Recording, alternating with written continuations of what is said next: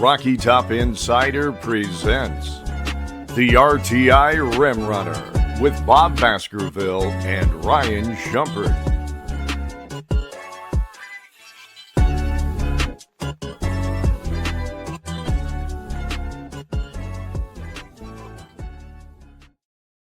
Welcome. Time for another edition of the RTI Rim Runner. We could maybe call this postseason edition because we're starting to enter the most wonderful time of the year when it comes to college basketball.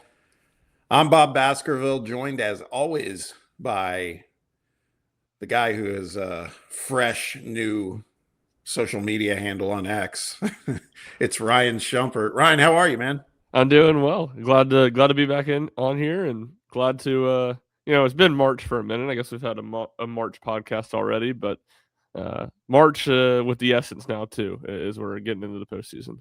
No doubt. And I guess I meant to mention about your X handle. I was struck by, for all of you out there, Ryan, for a number of reasons, mainly lack of support from some certain technology platforms, had to kind of restart, do a new X handle, etc. And man, when you put that out within hours, you it looked like you tripled your followers.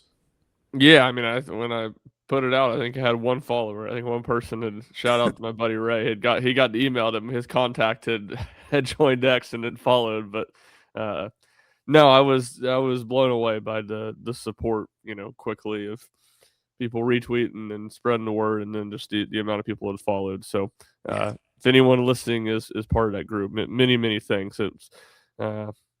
It's gotten much more followers here in the first 48 hours than expected. So definitely makes the transition a lot easier. Yeah, and to be clear, when I say triple, it wasn't like from 1 to 3.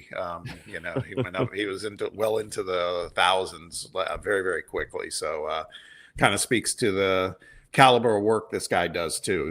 He's got a lot of fans, a lot of followers. So glad you're back. You're back in the ecosystem, as I put it. Yeah, so that's a good way of putting it. Glad to be back there, and yeah, with the NCAA tournament looming, couldn't stay away any longer. Yeah, no doubt. And that's a good segue to get us going. We have officially arrived at our destination as we are now in postseason basketball. In today's show, we'll put a bow on the regular season for the Vols, and that wasn't by any means a happy ending on Senior Day, but we'll talk a little about it, but more importantly, what it means for the upcoming SEC tournament, and then how that can influence Tennessee's standing when the field of 68 is selected this coming Sunday. And also a big part of all of this and the Vols' fate, etc., it includes the hottest topic of all, which is Nate Ament's status, his physical status, as we head into the most important stretch that this team will face all season long. And then we're going to go back into our notes a little bit and own a few things and revisit what we predicted. Ryan and I predicted for all the power conferences when they started conference play at the beginning of the new year. We got some right. I think each of us had some interesting misses too, but we'll share those and recant them for you. But before all that, want to remind you to like and subscribe to our show if you're checking us out on the Rocky Top Insider YouTube channel. If you've done it already, thank you so much. But if you haven't, make sure you hit that thumbs up button and subscribe. If you're listening to us as a podcast, perfectly fine. We have a lot of fans that do that as well. Just make sure you download us, make us part of your regular routine. We're available wherever you listen to your podcast, so it's pretty simple. All right, the opening tip. Tennessee basketball with the Vols in total command of their SEC tournament seeding destiny going into their season finale. The boys respond in a no-show start of game performance that puts them behind by a lot on the scoreboard, and then they just simply run out of time in the end to try to finish a comeback in a really, really disappointing 86-82 loss to Vanderbilt. Ryan, this one in a word, there's many words, but I'll just say brutal. Yeah, it's certainly just a terrible start to the game. Tennessee down 15-2 in the first 6.5 minutes or so, and I don't think this is a team really built for massive comebacks in general. But early in the game, not that it would have been impossible, but down Nate Ament certainly makes it a lot harder. And Jacoby Gillespie, I think, played arguably his worst game of the year. I would say at least his worst game of SEC play. So a team that has been so dependent on two players to have one of them out and have the other one not play well, it was just too much to overcome. And I think it was more an effort, attention to detail problem early in the game when Tennessee did fall behind 15-2. I think that was kind of the biggest, the most glaring thing, and then I think the effort was really good the rest of the game, and they cut down on the turnover problems that were real bad early in the game, and then the rest of the game weren't a huge issue, but still just not enough offensive power to be able to pull off the comeback. And I think you give credit to Vanderbilt. Tennessee made a number of runs, and it felt like Vanderbilt was hit some clutch shots in those moments. Yeah, there's no doubt.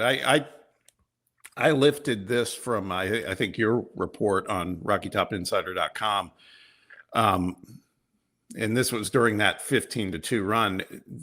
Tennessee's first 9 possessions, only 5 shot attempts. So I mean, that just spoke to what you were saying, how sloppy they were. I mean, because there were times I was watching on TV because I was on my way out of town. And I mean, honestly, it's like, again, couldn't even get the ball to the basket on a few occasions. And I don't know what the vibe was like in the arena, but I'm sure people were just kind of, the energy level had to be low the way that start happened. Yeah, definitely. I don't even necessarily think I would say it was like grumbling, but yeah, just kind of lifeless for the most part. And oddly, it was as the game went on. I think it was one of the more lively crowds of the year in the second half as Tennessee was trying to mount a comeback. Yeah, and I mean some of the other things in the first half, at least. I mean, Vandy, we knew this going in. We experienced it when we played them in Nashville a couple of weeks back. Not a really good rebounding team, right? They rank like 132nd, I believe, in rebounding. But in the first half, it felt like we were the 100 and whatever ranked rebounding team. I felt like they worked Tennessee on the boards in the first half. Tennessee ends up winning the rebounding battle like they typically do over the course of the game. But again, the damage felt like the damage was done. Yeah, I think that's another great point to end that start of the game, how Tennessee fell behind. You mentioned 5 shots in the first 9 possessions. Obviously, turnovers were a huge factor, but Tennessee also didn't get any offensive rebounds and any second chance opportunities during that stretch. And then it did feel like Vanderbilt, maybe 2 or 3 different possessions there in the first 7-8 minutes of the game, got 2 or 3 shots and was able to capitalize on it. So, that was a huge part of it. Early, again, Tennessee, it was kind of, and I don't have it pulled up in front of me right now, is kind of like ended up being what you would expect from a number standpoint, but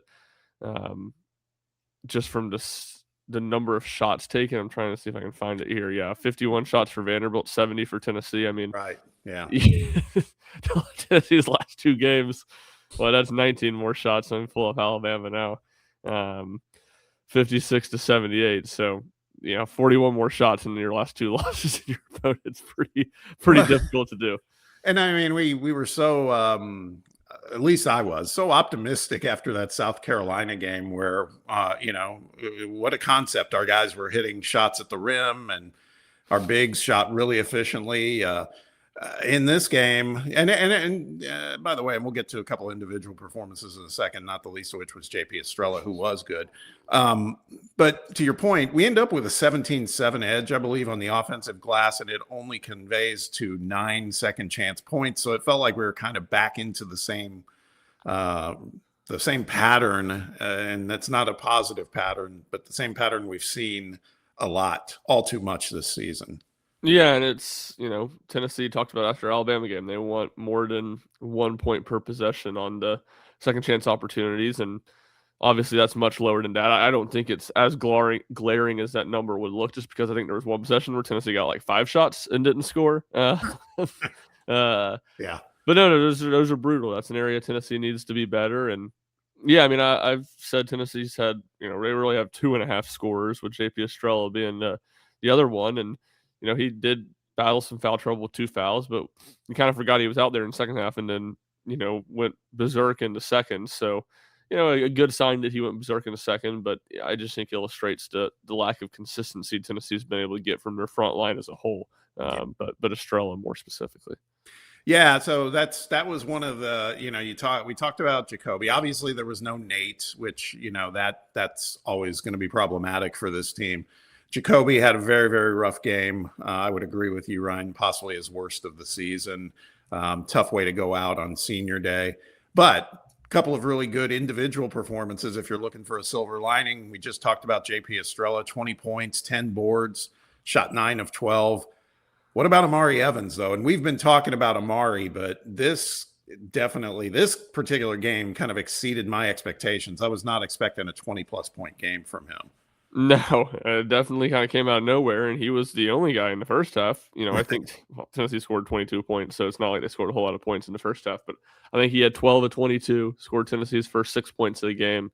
Was just all over the place, making plays and getting to the basket, getting out in transition and scoring. And you point to missed 2 front ends of the bonus. I mean, it easily could have been more and more points, but a very, very nice showing. I think, again, more not that I expect to see Amari Evans do this again this season, but a showing that you just kind of put in the back of your head for what can Amari Evans be going forward. And he bookended SEC play with 2 big performances. I think he had 17 down in Arkansas and then That's right. 22 to end the regular season. So it was a great showing from him. And when Tennessee made their most real push late in the second half, I think they got it I guess their most real push would have been when Vanderbilt was trying to lose the game, trying their hardest to lose the game in the last minute. But really, maybe with about 5 minutes left, Tennessee got it to 5, and Amari Evans hit a 3. He had a steal in that stretch. He made some really big plays. It felt like for as good as JP was, it felt like he was kind of the guy that sparked a lot of that push. Yeah. Yeah, I agree. And I think you've been saying this before. I'm pretty sure you and I have talked about this, but I think we've got basketball left to play. But as we look ahead to next season, it gives you a lot of optimism. The 2 guys we just talked about presumably are returning, but Amari Evans is one you've been saying when we're out there recruiting in the portal, we got to play some defense to the portal too, and that could be one of them right there. Yeah, for sure. He's going to be a guy that's sought after, I would think. And I think he is the perfect prototype for could make more money elsewhere, which is a guy that has played and played well, but has not produced like a starter consistently or like a star consistently, because there's going to be someone, willing to go pay him. Definitely like a starter at a high major, if not like a star. And, we'll see what Tennessee's willing to go up to, but it's always the case. It's not just Amari Evans, but most of the time you can get more money by entering the portal and going elsewhere. But I think Amari Evans is going to definitely be an example of that. Yeah, no doubt. And then the last thing I'll say to put a bow on this game was, Tennessee's not alone, but they had no answer for Tyler Tanner. I mean, that guy just blows my mind. I know we've talked about him a lot, but every time I watch him, I get more impressed. Yeah, I just I turned my camera off instead of muting before I cough. No, he was really good, and I thought I'm glad you brought that back up, because I thought that was a point where Tennessee trying to make a comeback, what made it so difficult. Bishop Oswald's got the flu, or not the flu, but he was sick playing. Jalen Carey was sick playing. Amari Evans and Jacoby are playing 35, 36 plus minutes, and Tennessee's down, and it just felt like, one, they were tired from the number of minutes, and they're just gambling a lot defensively. It felt like there was just a ton of gambling, and look, some of it you had to do, and some of it did pay off. They forced turnovers in the second half. They got out in transition and ran and scored.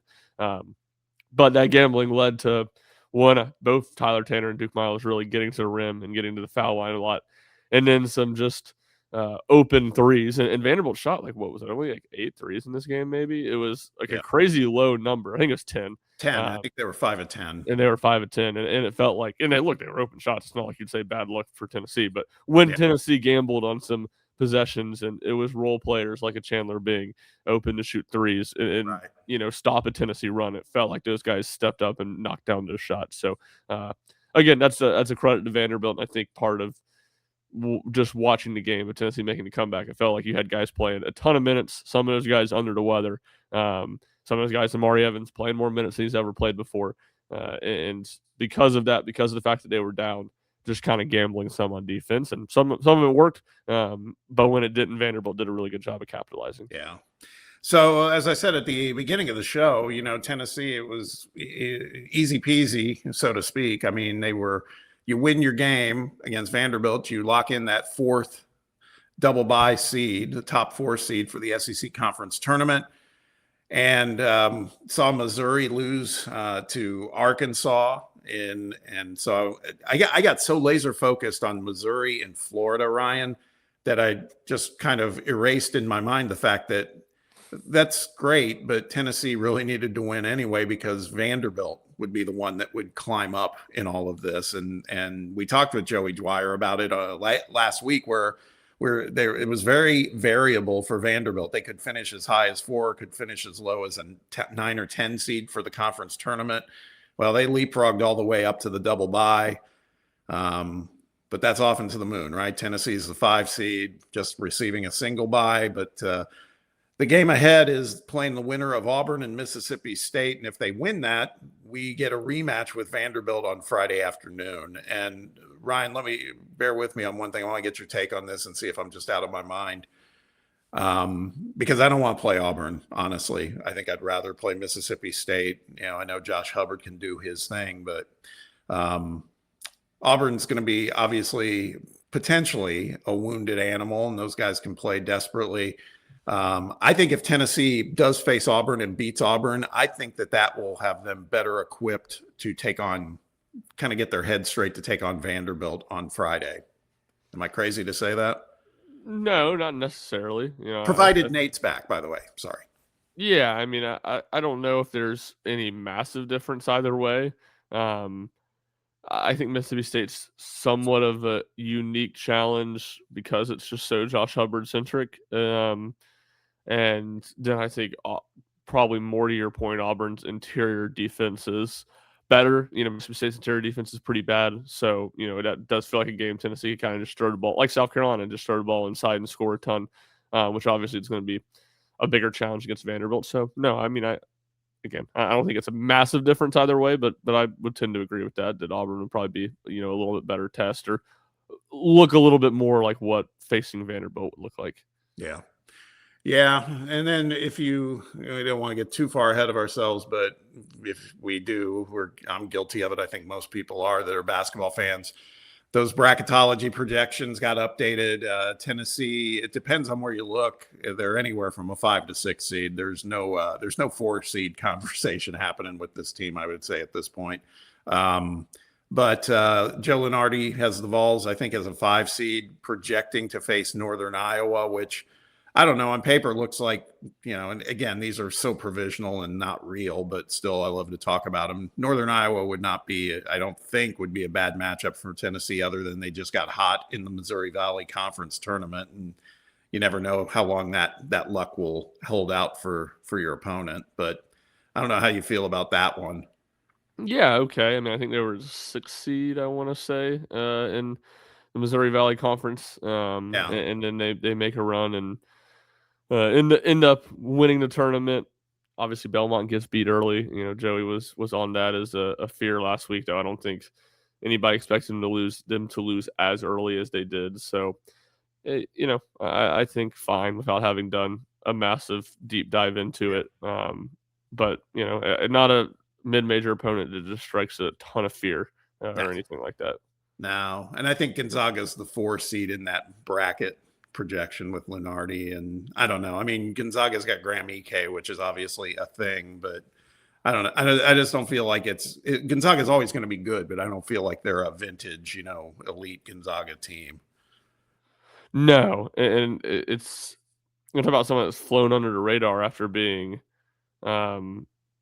so many eyes on them early, and before they lost that game to Michigan, it was like they are the best team in the country was kind of the vibe, and they dropped a Portland game in conference play, which was pretty glaring. I mean, they lost to St. Mary's 2 on the road, but that wasn't that surprising. So it doesn't feel like they have a great front court with EK and Huff. It doesn't feel like they quite have the guard play that it's going to take to be make a super deep run. Yeah.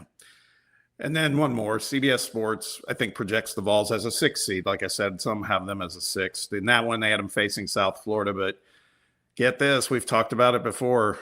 If the stars aligned with that type of bracket, if they won their first round game against South Florida, their likely opponent in the second round would be a 3 seed. And CBS Sports would have that 3 seed in that bracket in that region as Purdue. Always love to play Purdue. Although we're going to talk about Purdue a little bit later here. Purdue's scuffling, man. So I cringe for a second, but it's like I actually think Tennessee could beat them. I'm not too worried about them like I have been in years past. Yeah, I mean I would rather have Nebraska if I was playing a 3. And we'll see. I guess they could fall to a 4 too. But it just kind of depends on who the potential 3s are you could face. So it's not a terrible matchup or anything like that, but certainly funny. And I will say, for all Purdue's flaws, I mean, that's still a team that, and a group that has a lot of NCAA tournament experience. True. And, arguably the best point guard in the game, and Braden Smith. So, I mean, they've definitely got tools. So, but we'll see. Again, all very provisional. Metrically speaking, it feels like Tennessee didn't get dinged too much, like in the world of Ken Pom or Torvik or Evan Mia, right? No, not really. I mean, they kind of stayed steady, but part of that's just we got 30-plus game sample sizes at this point. Yeah. It's not like one single game is going to do a ton to sway anyone in any direction. Right. So let's talk about that then we'll move on to some wider topics in college basketball. But as far as Tennessee, moving on to Nashville, they open action on Thursday, like I said, against the winner of Mississippi State and Auburn. What do Ryan, when we were exchanging notes last night, you sent this question to me because my notes I put in, how many wins do we believe it'll take for the Vols not to slide in the seedings any further down, even down to a 6 seed? Is it 2 wins? Is it 1? What do we think? But as you put it, more importantly, what is it that how do you framed it? It's like, what do we want to see, right? Yes. I think, to me, the biggest thing would just be like a level of consistency from JP Estrella, because of kind of what I talked about. He has been that third option that Tennessee is looking for. He's been the guy that's been able to show it. So can he, in 2 games or 3 games, I don't want to see 20 points from him one game and 6 the other. Can he give 2 14-point performances or something like that? Can he play good defense while doing it? That'd be a big one. I mean, Nate, that's probably the most obvious. Just want to see Nate out there moving well and looking comfortable and knocking some of the rust off. But those would kind of be the 2 things. Turnovers are always going to be something you're looking for with this team. But even if they have 2 or 3 good turnover performances in Nashville, that's not going to necessarily make me feel like that's not something to worry about in the NCAA tournament either. So those would be 2 more that I think would. Nate moving around out there and just looking good, looking back to himself, maybe even looking a little rested, and then JP feeling like JP's playing some of his best basketball this season. I think would be the 2 things that would, legitimately make me feel better about this team heading into the NCAA tournament. I'm with both of those. I mean, on that note, if you're a betting man, you think you're saying that, so it sounds like you're thinking we are going to see Nate on the floor. There still seems to be a debate amongst Vol Nation, not necessarily from our coaching staff, about should we sit Nate and wait till the field of 68 begins play. But I'm with you. I kind of hope we see him on the floor though this week. Yeah, I think it'd be better to get some rust off. Right. He's been such a rhythm player this year, and at times has not been in a rhythm. And he can still be effective by getting to the free throw line. I'd like to see him, find some of that rhythm and just get back in the flow of things this week. That's where I think it more than anything hurts not being the 5 seed or not being the 4 seed. And look, upsets happen. It's hard to see Tennessee getting past Florida in the semifinals. Right. I would like the thought of it. You play one game on Friday, you hopefully win that. You play another game on Saturday. It's like, you got 2 games in 2 days. It's nothing crazy. You're not going to wear your guy out too much, but enough to get back into rhythm and feel like he's fresh going into the NCAA tournament. Now you kind of have this delicate balancing act of you could possibly play 3 games in 3 days. That feels not like it's crazy too much or anything, but not like you're going to be getting rested either. Yeah, yeah, I'm with you. I've thought about that. It's like, so you work hard, you say it is Auburn, just for the sake of the conversation. We beat Auburn, and then we go out and play a great game against Vandy. I agree with you. It's hard to believe we would roll into Saturday. Just Florida, it feels like, as we were texting last night, it feels like this is kind of a coronation ceremony more than a Yeah. conference tournament. I don't see anybody touching Florida right now in the SEC, at least. Yeah, you always wonder. You always wonder just from the standpoint of how much do these teams care about the SEC tournament, like the Yeah. old John Calipari Kentucky thing, like that element. Maybe they're not going to be that locked in, um, but at the same time, yeah, it's just tough. They're clearly the best team in the conference right now, and it feels like they probably need at least a win, at least one win to fully solidify getting that fourth one seed. They probably don't need to win the tournament. Um, But, it does feel like that would be good for them. It feels like they're coming to Nashville with stuff to play for. Doesn't Yeah. mean they have to win the tournament to lock that stuff up, but, I would expect them to be relatively locked in. Yeah, and I view Golden as a coach that doesn't, say what you want about his style and everything else, but he's a hell of a coach, and he's not one to overthink it. You know what I mean? I think I'd be surprised if he did any like. I think he goes out to win all the time. I mean, that's how our guy Barnes is too. Yeah, 100%. He's not gonna be, worrying about rest and, Right.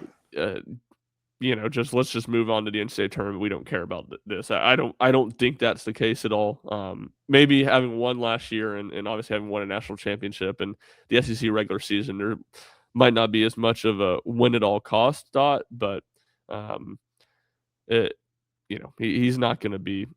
He's going to be trying to win, I guess is the best way to put it. A quick question. It wasn't in the Saturday game for Florida last week, but their midweek game, Thomas Howe didn't play, and I never really followed what happened there. Was he just under the weather? Was he just resting? Was there something injury wise with him? I think there was something minor injury wise, and they were just playing it cautiously.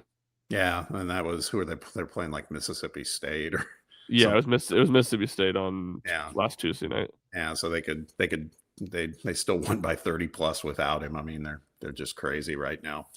Well, that's a good segue into the big thing for today. We now the regular season's over across college basketball. We're going to go back for a second and revisit a discussion that Ryan and I had back around the end of 2025, start of 2026, because that was when the power conferences were really starting to dial in. The Big Ten had played a couple of games already, but it was really the starting line for most of the power conferences. So we discussed how those conferences would shake out heading into March Madness, questions of who was going to be the regular season champion, who was the dark horse in each of these conferences from our perspective, who would underachieve, et cetera.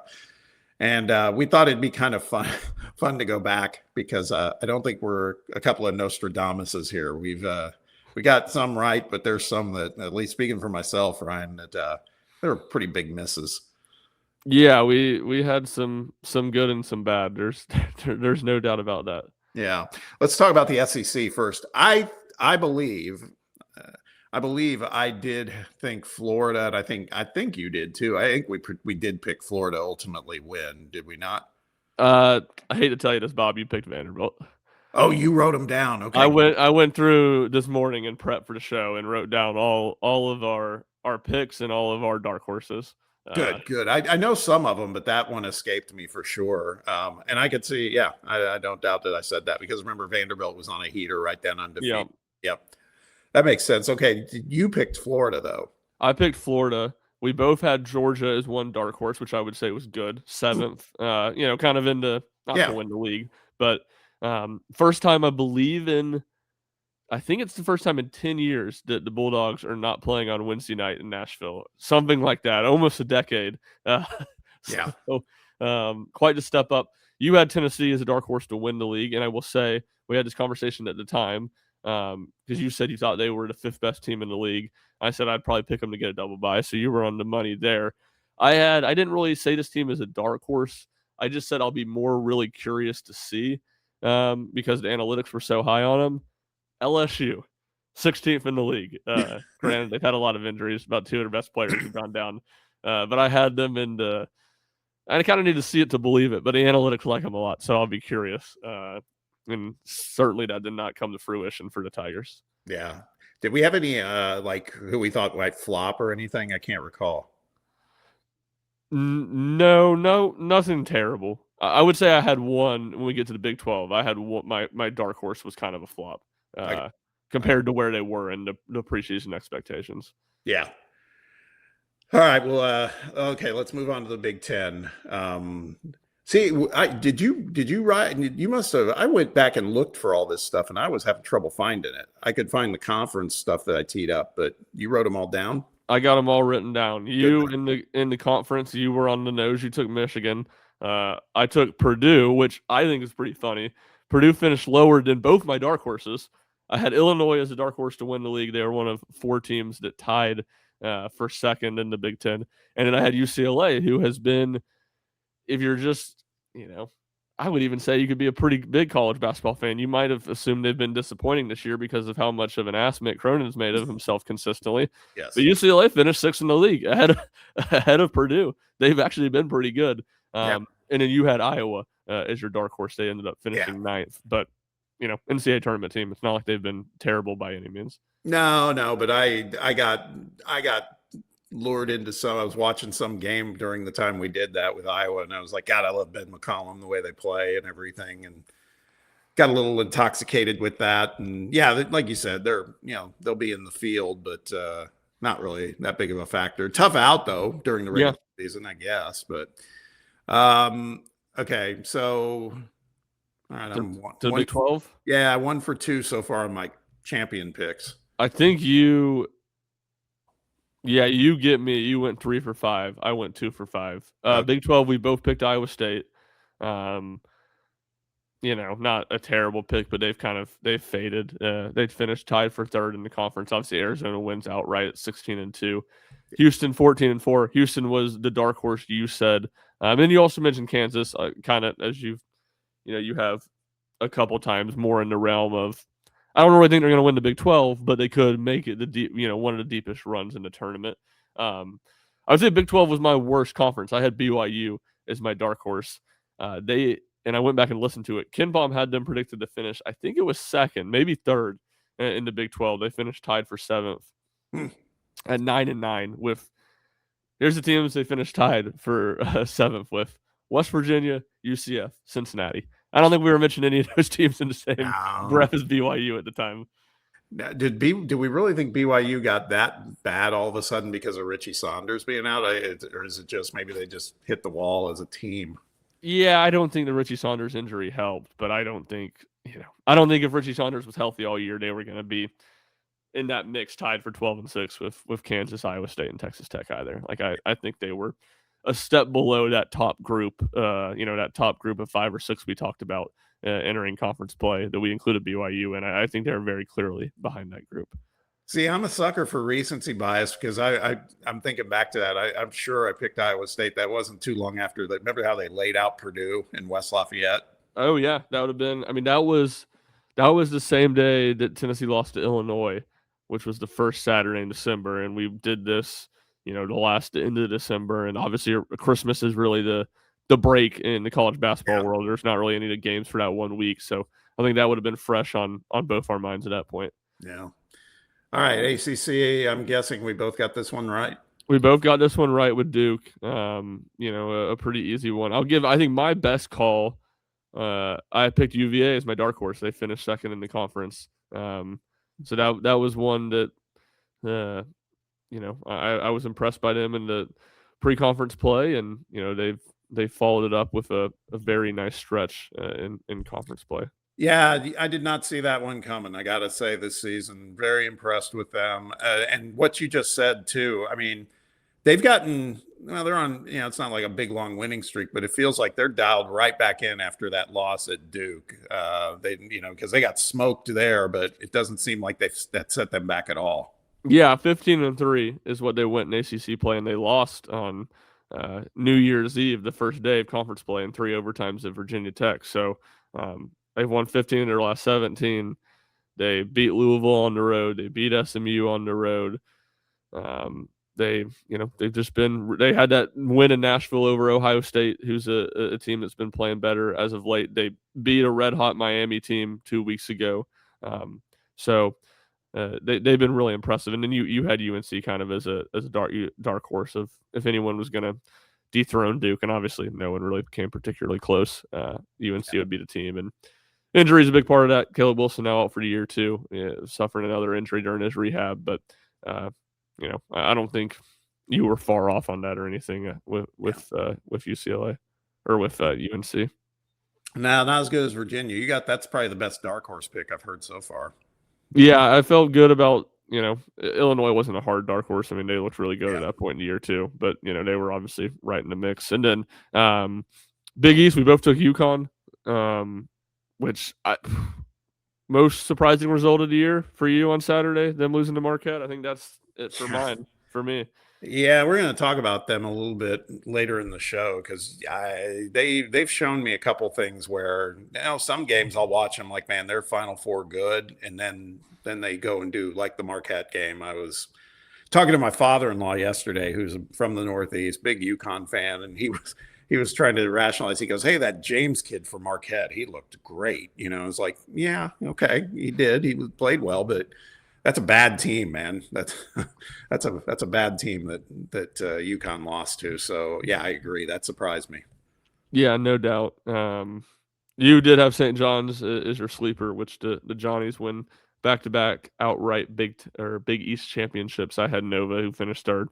It was what we talked about when we were talking about it. We're like, there's not a whole lot of good teams in the Big East. It looks like there's 3 teams that are going to make the tournament, and we kind of said we'll see if Seton Hall or Creighton or Butler can make a push for another bid. And as things stand, I guess Seton Hall might not be dead yet, might be on the bubble still, but for the most part, it looks like it's just going to be those 3.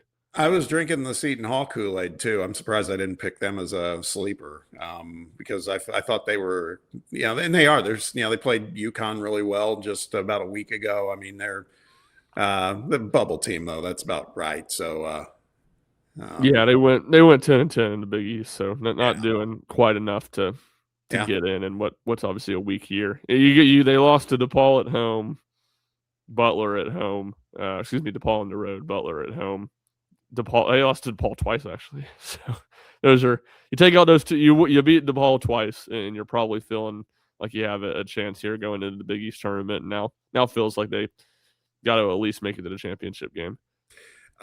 Speaking of DePaul for a quick second, it sounds like Chris Holtman could be in the line for some other bigger jobs again if he's interested. I'm going to be interested to see what he does.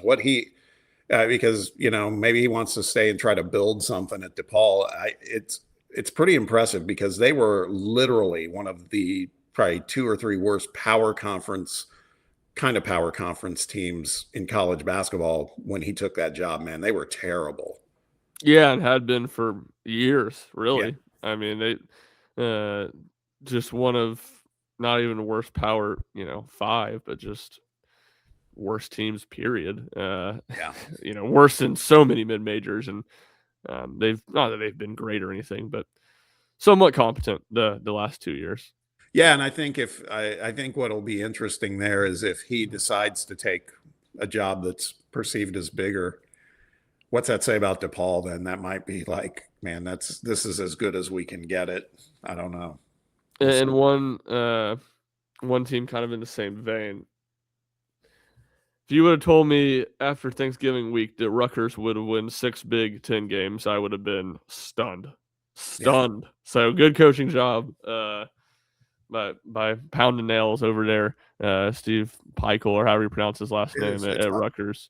Yeah, the bottom of the Big Ten is really bad, so there's probably there were some opportunities to do that, but I thought they were going to be one of the 3 or 4 worst Power 5 teams after watching them play in person, obviously against Tennessee in Las Vegas, and they've just simply been bad. So I think that's a credit to him and the way they've gotten better over the course of the year. Yeah. Yeah, no doubt. Well, so what did we bat 500 on that maybe total? You batted 600. I was 400. Well, so And you know, look, UConn made us look bad. You would have been 4 for 5 if UConn just takes care of business.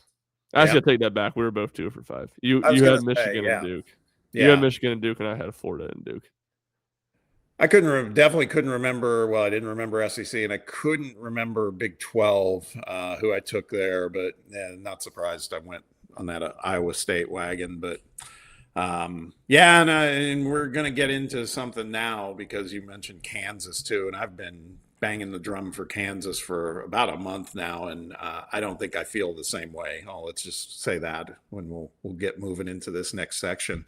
So looking ahead, while the mid majors have already punched. Many mid majors have punched their tickets to the big dance. I think we have 8 teams now in the field of 64 and a lot more in the next day or two.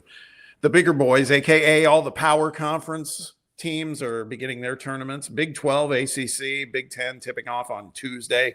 Today, the top team in those 3 conferences I just mentioned, we've talked about them already, Duke, Arizona, and Michigan, along with Florida from the SEC. Feels like short of some sort of massive failure, they're pretty free and clear to be destined for those 4 number 1 seeds on Selection Sunday. I don't see much how that could change. Do you, Ryan? No, not really. It's hard to find how Florida gets bumped because of the way some of these 2 seeds are struggling. Yeah, yeah. Well, so beyond those 4, there are many teams that are a lock for the field of 68. Not sure where they're not really sure where their seating or regional location will fall. So there's that bunch of teams. Tennessee's in that category. And then there are other teams, and they're good teams, but they are fading at the worst possible time. They appear to be losing steam in their efforts to have any sort of deep dance into the month of March. So we wanted to take a look at some teams whose stock is rising and maybe also some teams whose stock is falling. Besides Tennessee, of course, it feels like we've talked about that quite a bit. 3 out of 4 losses, 3 out of 4, losses in their last 4. So that's that kind of goes without saying. But this is us widening the lens a little bit nationally. But I will say, starting with stock rising, I do think we've kind of said it already, but I'll say it one more time. Number 4, Florida, they're obviously on a heater, 11 wins in a row, 16-1 in their last 17 games. They are, in my opinion now, they have entered the conversation in the last 3 to 4 weeks as a legit possibility to repeat as national champion. Agree there? Yeah, I do. They still wouldn't be my pick. I Yeah. still think, and as we've been recording, Caleb Foster, it's been reported, has fractured his foot, which would make me be worried about how much time he'd miss. I didn't see anything definitive on how much time that's going to be. But yeah, I think they're very much in that mix. Again, wouldn't be my pick, but certainly if they've gone from, all right, this team can make the Final Four, to this team can win the national championship again. Yeah. I hate to say it, but I agree. I mean, they look good. They look really, really good. Guard play has come around for them. It's not still spectacular, but it's good enough to. Yeah, and I will say that's a good point, because one of the lines I heard myself say when I was listening back to that preview pod was Florida shot 27% from 3 in non-conference play. I don't think they're a great shooting team, but they'll shoot better than that. They shot 34% from 3 in SEC play, so they got back to they're not just lighting the nets on fire or anything, but when you have that type of front line and you play defense the way Florida does, you can win a lot of games shooting 34% from 3. Yeah, no doubt. Number 13, St. John's. We talked about them. They claimed the Big East regular season title in the last game of the season. Aside from this team just befuddles me, man, because, it's typical Rick Pitino stuff, Ryan. They're 16-1 in their last 17. They had that massacre in Stores too long ago. But other than that, and I don't think they shoot very well, which is kind of on brand for St. John's. But here they are, man, and they could be a threat for a deep run. Yeah, they're I think the most I don't know what to make out of them team. Yeah. And a lot of that's just because the Big East isn't very good, and they would have won a share anyway if UConn took care of business on Saturday against Marquette. But they just feel more to me like they won because UConn gagged it up Yeah. more than anything. So yeah, they definitely have played really well, and they've won a lot of games, but they've killed a lot of teams in Big East play. They killed Villanova at home a couple weeks ago, and as we talked about, Villanova is the third team that's going to make the tournament in that conference. But I just can't figure out what to make. They're not very pleasing on the eyes as a watch either. No, not at all. Not at all. Number 5, Houston. It's crazy to say stock is rising, but I feel like they're back on track, because I can't remember in recent memory when they had a 3-game losing streak like they did, but they're back in their typical form, won their last 2. And I don't know. It's tough for me to bet against Kelvin Sampson in March with these guys too. Not necessarily saying they're going to win it, but again, I could see them, getting to Elite 8, maybe Final 4 if things broke the right way. Yeah, I wouldn't rule it out. I'm skeptical on the Final 4 just because I think I said this a couple podcasts ago, but you just look at the best teams they've played. They've lost almost all those games. You look at their resume, and there's no bad losses, but the away win at BYU, neutral site win at Arkansas, or against Arkansas up in New Jersey, away win at Cincinnati, home win at against Texas Tech. Like it's good wins, don't get me wrong, but when you talk about a team that played in the Big 12 with that level of how many big time games, it just felt like they lost most of their big games. Obviously, lost to Tennessee was, that game in Arkansas, their 2 hardest in non-conference plays. So, fine, but in very high floor. I just not sure I quite see them as a Final 4 team. A couple teams that I put in here as well that they're a little further down. They're both ranked teams, but they've just been showing me a few things, and one of them's in the SEC.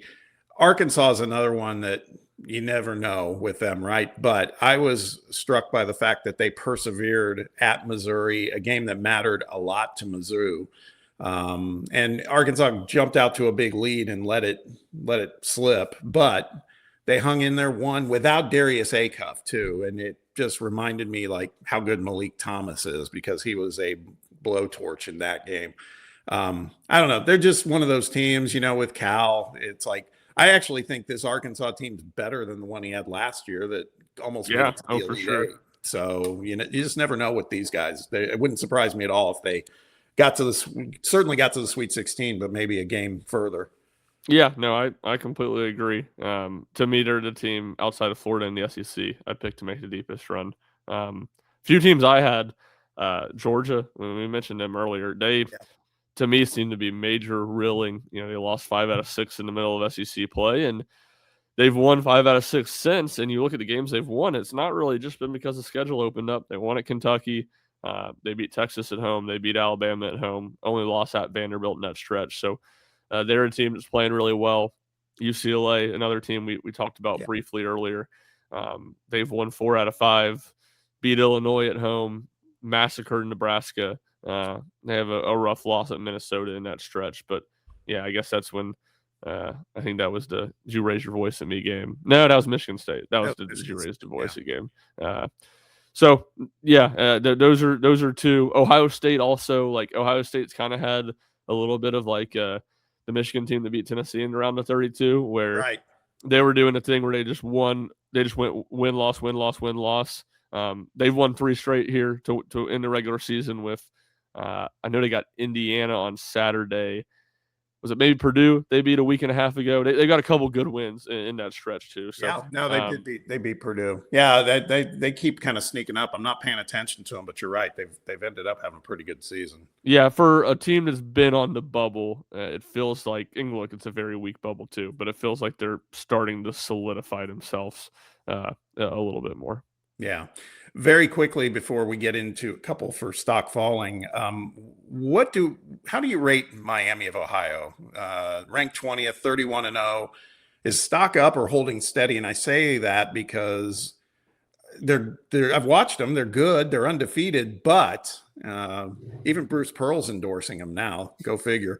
But Miami's been tested in each of their last 3 games in conference. They won each one of them by just 2 points, and win's a win. I get it. But those 3 teams that they barely knocked off have a combined win-loss record of 42 and 52. Yeah, look, I think they should 100% be in the tournament no matter what Yeah. happens in the conference tournament, but I don't think they're actually very good. Like, I Yeah. think you had mentioned a while back you didn't want Tennessee to see them. I'm fine with Tennessee seeing them. I don't think they're that good. They're Yeah. like they're like 9-0 in games decided by 5 points. Like, and that's just I think there's a level of knowing how to win and delivering there, but Yeah. they're not a mid-major that's super. I don't think they're the best mid-major team in the country this year by any means. But They're not even the favorite to win their conference tournament. I think Akron is. yeah, Akron's at least higher on the analytical sites. I don't know betting favorites or anything like that. So good team, deserves to make the tournament no matter what happens this week. But I don't. I would be a little bit surprised if they won a game. And then very quick, because this just happened late last night, is it possible the WCC is going to get 3 teams? I mean, because they keep saying Santa Clara wins last night against St. Mary's and they're in, but St. Mary's has been ranked too. I mean, I don't know. I just can't imagine that conference getting 3 teams in with Gonzaga too. I think they're going to. You do? I mean, it's such a weak bubble. I think St. Mary's is. I would need to dive into the resume a little bit more, but I think it's been good enough that they could get in even without winning. I love it. I'd love to see those are all good teams, so that'd be great. Okay, quickly, stock falling. For me, top of the list, and we've talked about them, Purdue. They're ranked number 18. They were the preseason number 1 in most polls, but leaking a lot of oil as of late. They're 2-4 in their last 6. They finished in a tie for 6th place in the Big Ten standings, which is very uncharacteristic of them. To your point, though, they are the same team that they got some serious talent on the floor. I just don't know if they have enough depth, and they don't play much defense either. And I think defense is amplified in the tournament. Yeah, agree. They have the trust factor because they have a bunch of guys that have been there. Yeah. But a team, I think a more dramatic version of Houston in just the way that they just haven't been super trustworthy in these big games this season. Yeah. Texas Tech, they lost JT Toppin a few weeks back, and they did get a big win at Iowa State recently, although we've talked about them. They've slipped a little too. Red Raiders 3-3 in their last 6 games. They lost 2 in a row to, I call them a mediocre TCU team, although I think they're scheduled to get into the tournament or projected to, and then they got beat by that hobbled and unranked BYU squad. I just, maybe I'm penalizing them too much for how much promise this team had just like a month ago. And it feels like maybe they're running out of gas at the worst possible time, but I do like Grant McCaslin. So, I mean, he could get them going again too. Yeah, it's kind of like I think they were better than Tennessee when fully healthy, but it's kind of like what, Tennessee lost Nate Ament for the year. It would just be shaky. And there's still games where you can piece things together and look really good, but you just have your seat or your floor just drops so significantly without a guy like that who you can count on to give you 20 just about every night. Yeah. North Carolina 7-3 in their last 10 games, but let's be honest here, Caleb Wilson out for the season, which means to me the Tar Heels are effectively out for the season. Agree, Ryan? Yeah, that's brutal loss for them, brutal loss for Hubert Davis. I would think he would still get another year because of that and because they've been pretty good. But for a guy that struggled and it felt like this was a team that couldn't make a pretty deep run in March, that's a pretty brutal development. Yeah. And then 2 more for me, and you might have 1 or 2 to add. But we talked about Kansas. I called it about a month ago. I was saying if Darren Peterson plays 30 to 32 minutes a game in the NCAA tournament, that I felt like Kansas was a legit Final Four threat. Well, they're 3-4 in their last 7 with terrible losses at home to Cincinnati and then just recently at Arizona State. And Peterson's averaged like 29 minutes a game during that run. So, Bill Self, he could get it going again. But to me, this team, they look kind of uncharacteristically soft to me or something. There's just something that doesn't look right to me, and particularly in these last few weeks. Yeah, it feels like I almost had a thought, and it's funny, I just made the Texas Tech analogy with Nate. They almost feel like just like a better version of Tennessee with just the inconsistencies.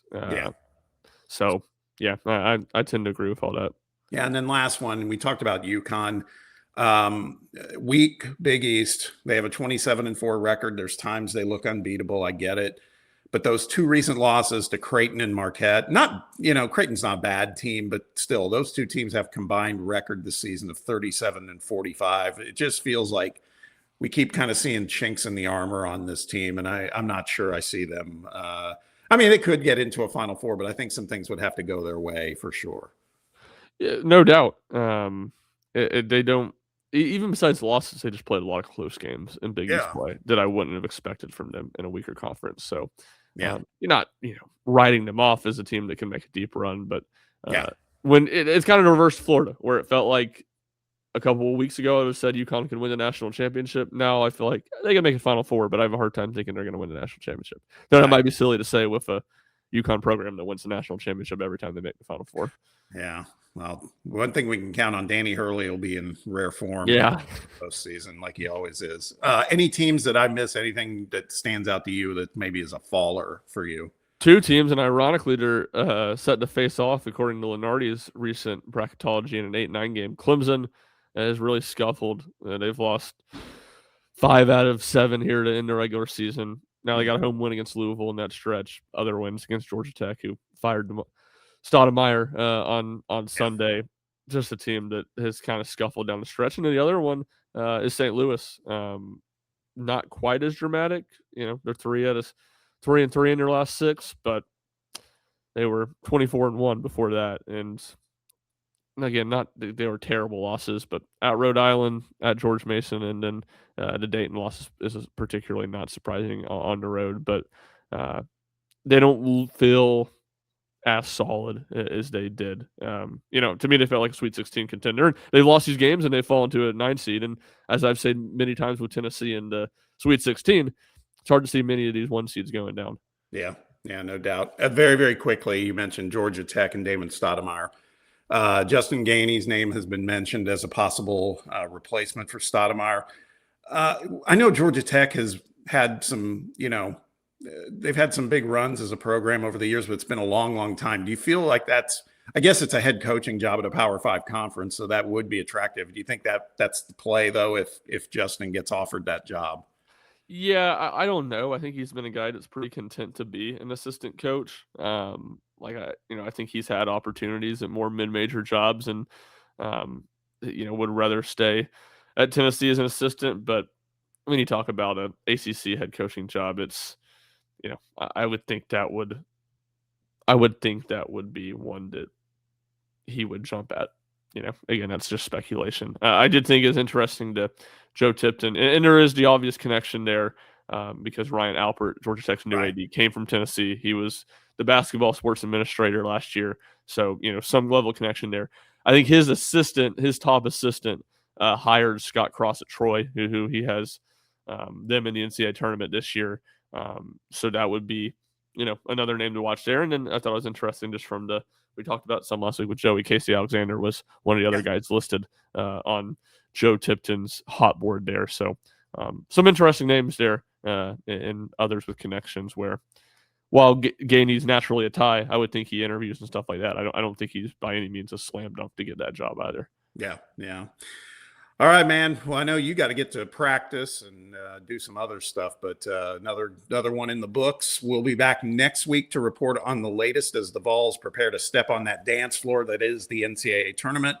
We'll also assess where all the SEC teams are heading after Selection Sunday's seedings have dropped and their prospects for a deep March run. I think Florida, we've covered that one pretty well, but there's others for sure. Appreciate you checking us out. As always, as a reminder, make sure you hit that like and subscribe button for the show on YouTube if you're watching us there. Download our podcast wherever you listen to your pods. And also, in the meantime, keep it locked in on Rocky Top Insider at rockytopinsider.com and all socials for the very, very best in Tennessee athletics coverage. Shump, always appreciate doing the show with you, man. Have a great trip to Nashville. Try to bring back a few wins for us. How about that? Yeah, I'll do my best. Yes, we can hope, right? Let's do it. And all of you out there, again, thank you very much for giving us some of your time. Have a great championship week, and we'll see you next time with another episode of the RTI Rim Runner.